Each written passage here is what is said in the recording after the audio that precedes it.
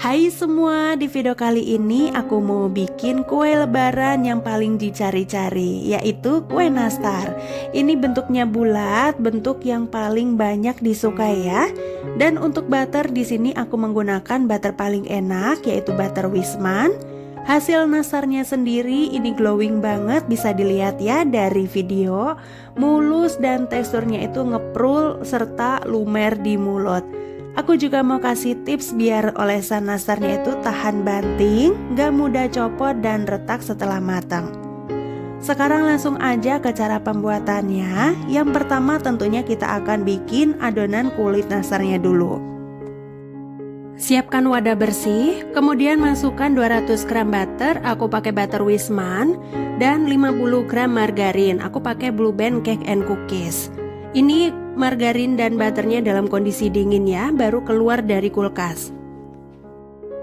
Tambahkan dengan 3 butir kuning telur. Aduk sampai kuning telurnya tercampur rata dengan butter. Nah, nggak usah terlalu lama ya, ngaduknya sebentar aja sampai telurnya itu tercampur rata.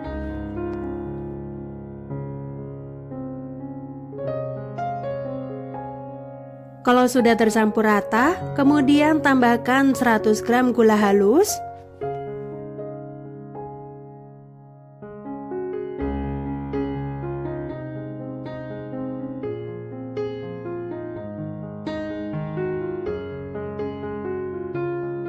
setelah gulanya dituangkan, selanjutnya kocok kembali dengan cepat sampai semua bahan tercampur rata. Ini selama kurang lebih 2 menitan atau sampai adonannya itu berubah warna sedikit putih pucat.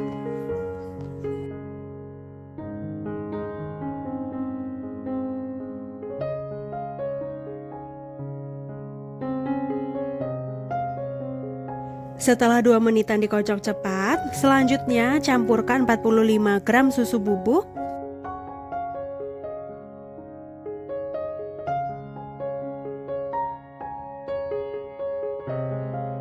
masukkan juga 440 gram tepung terigu protein rendah. Kemudian ini kita aduk menggunakan spatula atau centong bersih sampai tercampur semua.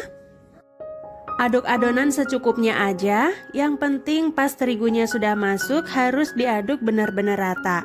Dan lakukan dengan cepat ya, jangan sampai over mixing.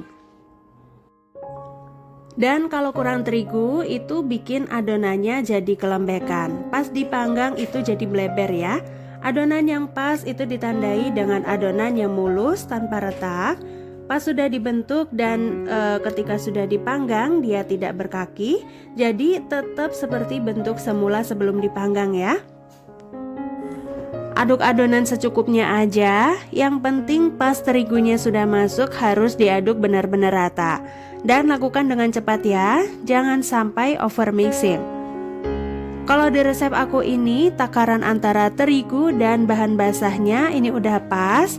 Kalau kebanyakan terigu ini nanti bikin adonannya jadi keras, susah dibentuk, gak bisa mulus dan retak saat dipulung.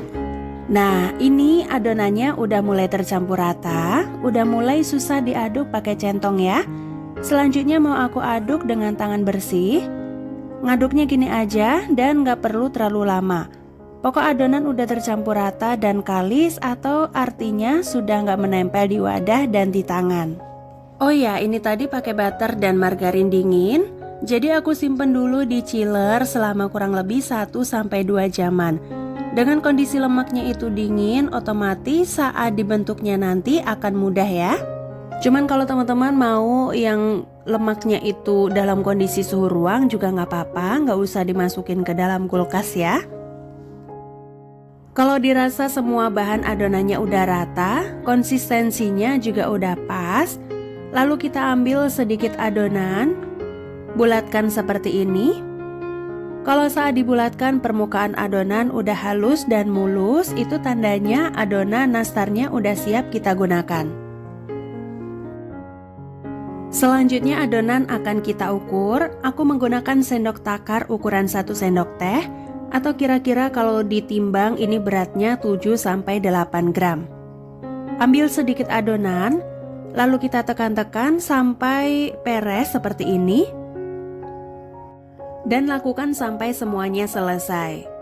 Kalau teman-teman mau pakai timbangan juga boleh, cuman kalau aku lebih suka pakai sendok takar seperti ini ya, karena lebih cepat dan lebih praktis. Sementara aku sendokin dulu sampai semuanya selesai diukur, habis itu baru kita bulatkan. Setelah semua adonan ditimbang, selanjutnya tutup adonan menggunakan plastik atau kain bersih. Masukkan ke dalam chiller ini selama 30 menit. Sebelumnya aku udah bulat-bulatkan selai nanasnya dengan masing-masing beratnya 3-4 gram. Aku pakai selai nanas merek Royal dengan ukuran setengah kilo. Dan pastikan sebelum digunakan selainya ini dimasukkan dulu ke dalam chiller minimal selama setengah jam. Ambil satu adonan nastar, kemudian ini kita bulatkan. Baru setelah itu kita pipihkan. Beri sedikit cekungan di bagian tengah. Kemudian kita beri isian. Ambil selai nanas dengan tusuk sate atau lidi supaya tangan kita nggak terkontaminasi dengan selai nanas.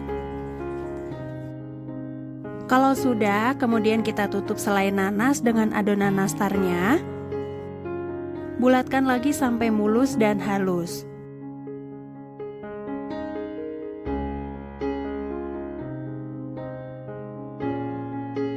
Oke, seperti ini ya hasilnya. Dan lakukan sampai semuanya diberi isian dan dibulatkan. Perbandingan tebal kulit dan berat isian nastar itu harus tepat ya. Secara umum paling aman yaitu 1:2. Jadi satunya itu isian dan duanya itu di kulit. Ini perlu diperhatikan ya teman-teman. Semakin tipis kulit dan semakin banyak isian, otomatis resiko retak itu akan semakin besar, apalagi kalau udah diberi glazing ya.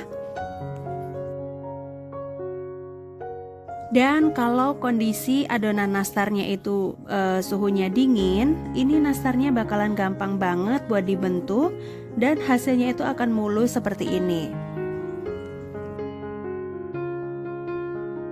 Nah, kalau adonannya udah semua dibulatkan, langkah selanjutnya akan kita oven.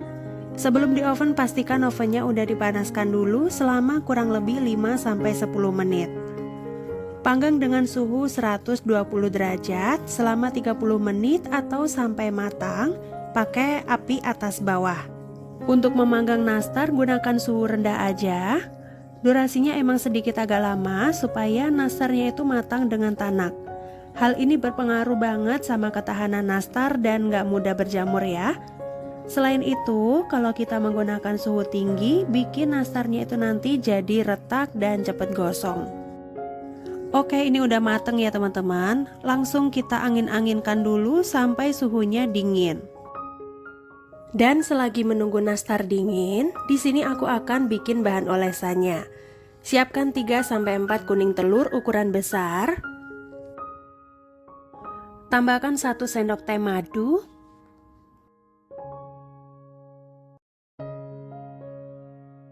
Masukkan juga 1 sendok teh minyak goreng.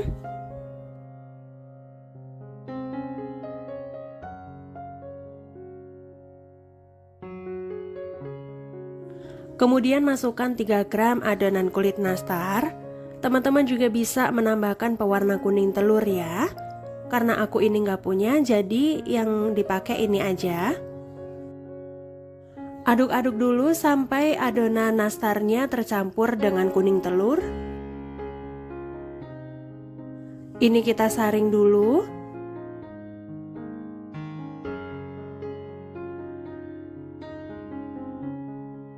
Aduk kembali untuk memastikan semuanya tercampur rata. Kalau udah rata, kuning telurnya ini udah siap kita oleskan ke permukaan nastar. Oles secara merata. Sebelum dioles, pastikan dulu nastarnya sudah dalam kondisi dingin ya. Karena yang bentuk bulat gini, sepengetahuan aku agak lebih rawan retak ya ketika dipanggang dibandingkan dengan bentuk lain atau bentuk yang semacam kotak gitu. Dan kalau membuat olesan itu harus pakai telur yang masih fresh ya. Karena kalau pakai kuning telur yang udah nggak fresh, kemungkinan retak olesannya itu lebih besar. Tandanya itu kuning telurnya masih bulat, utuh, kencang, Putih telurnya juga masih kental banget, belas nggak ada encernya. Terus untuk madu ini boleh diganti dengan SKM, tapi kalau pakai madu itu glowingnya lebih bakal tahan lama. Dan kalau pakai SKM menurut aku cenderung lebih mudah kusam. Kali ini aku pakai campuran sedikit adonan nastar itu biar lebih tahan banting ya, nggak mudah copot dan retak setelah matang. Setelah 1 kali oles, ini kita tunggu dulu sampai olesan pertamanya ini menjadi kering. Baru setelah itu kita oles untuk yang kedua kalinya. Untuk olesan pertama ini boleh tebal, dan yang olesan kedua itu tipis-tipis saja. Tapi jangan terlalu tebal ya, karena kalau ketebalan kadang bikin copot atau bertopi pas sudah matang. Kalau untuk mengetahui apakah olesannya ini udah set atau belum, caranya kita cek sentuh. Kalau kita sentuh olesannya itu tidak lengket di tangan, itu tandanya udah set ya, udah siap kita oles untuk kedua kalinya.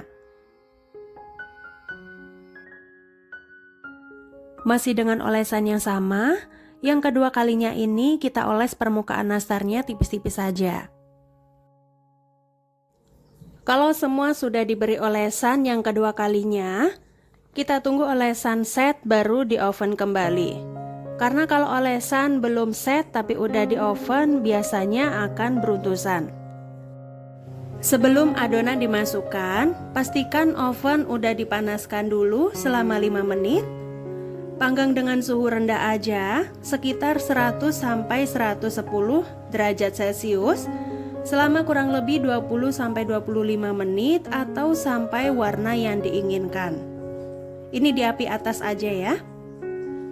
Teman-teman silakan cari suhu yang pas karena beda merek oven itu bisa beda suhu ya. Pokok kita tuh harus bisa mengenali karakteristik oven kita sendiri. Nah, ini setelah nastarnya keluar dari oven, bisa teman-teman perhatikan itu nastarnya benar-benar glowing banget. Kita tunggu dulu sampai nastarnya dingin atau suhu ruang ya. Kalau udah dingin, permukaan nastarnya akan sedikit berembun. Selanjutnya kita sapu-sapu pakai kuas yang bersih dan kering seperti ini. Dan setelah disapu-sapu bisa dilihat ya, itu hasilnya lebih mengkilap dan pastinya lebih cantik.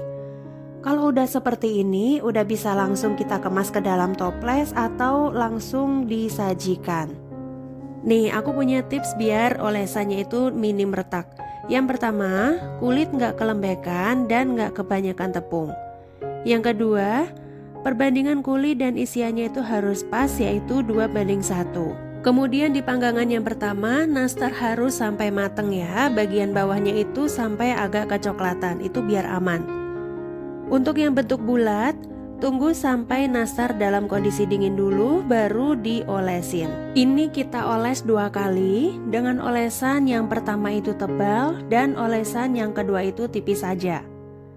Panggang dengan suhu rendah kisaran 100-110 derajat Celcius selama 20 menit atau sampai warna yang kita mau.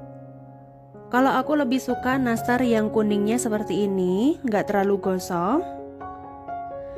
Jika panggangan nastar yang pertama itu belum matang, nanti setelah dioles biasanya pas dipanggang olesannya itu warnanya jadi nggak bagus ya dan jadi retak-retak.